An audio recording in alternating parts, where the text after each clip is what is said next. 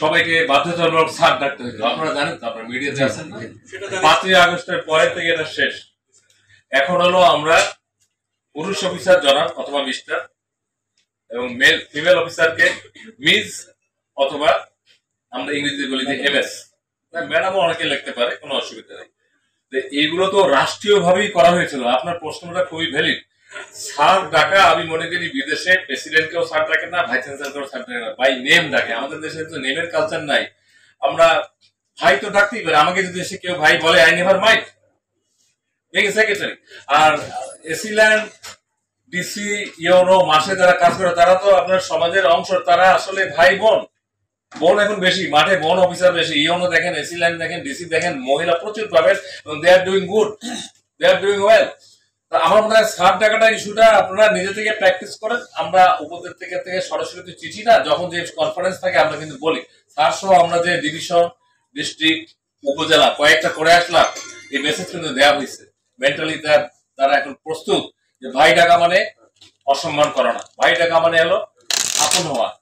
আর আপনারা মেয়েদের ব্যাপারে বলি, মেয়েরা তো আমরা ম্যাডাম ডাকলেও খুশি, আপা ডাকলেও খুশি, সবচেয়ে খুশি হলো আপু না আপু। এখন এসিল্যান্ডকে যদি আপু ডাকেন আপনার কাজ তাড়াতাড়ি হয়ে যাবে। ইউনো সাহেবকে আপু ডাকেন, মহিলা হয়ে যাবে। ডিসি সাহেব বহু আছে আপু, তারা মাইন্ড করবেন। আমি এটা যে আই নো দিস সাইকোলজি। আরেকটা ব্যাপার বললেন যে এই যে বদনামের অফিসার, কয়েকদিন আগে আপনারাই আমাদের বারান্দায় ধরছিলেন, 2টা অফিস নিয়ে বলেছিলাম, একটা এসিল্যান্ড আর একটা সাব রেজিস্ট্রি। এবং সাব রেজিস্ট্রি অফিসে বলছিলাম যে কোনো কমপ্লেন নেই, বিকজ ডিস্ট্রিবিউশন ইজ ইকুয়াল। এগুলো থেকে আমাদের সরে আসতে হবে। যারা দেই তারাই বলি কি আগের বারের চেয়ে আরো কম লাগলো।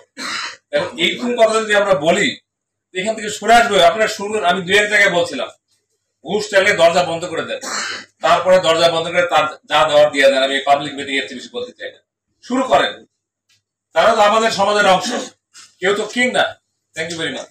নিয়েও আলাদা একটা কমিশন আছে লাইক আস, তারা স্পেসিফিক এই কাজগুলি করবে। এবং আমি একসময় দুর্নীতি দমন কমিশনের সচিব ছিলাম, তখন আমি একটা সার্ভে করেছিলাম উইথ দ্যাট টাইম।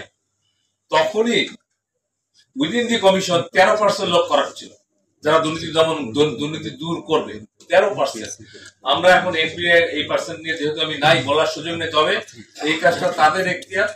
এবং পেপার পত্রিকায় আমাদের কলিগ, আমার ব্যাচমেটও কয়েকজন এর মধ্যে আছে, আপনি হয়তো সবার খবর জানেন না, এই জন্য পত্রিকা দেখেন নাই। দুর্নীতি করে সরকারি কর্মকর্তারা পার পেয়েছে এটা কম। এবং সর্বশেষ এই যে আপনার ছাগলমতিও, সেও পড়ে গেল। এবং পলাতক রোগ বাংলাদেশ ব্যাংকের গভর্নর কয়েকদিনের মধ্যে দেখবেন সেও আসতেছে। আমি অ্যাডভান্স বলতে চাই না, কিন্তু এগুলো ঘটছে, এগুলো ঘটবে।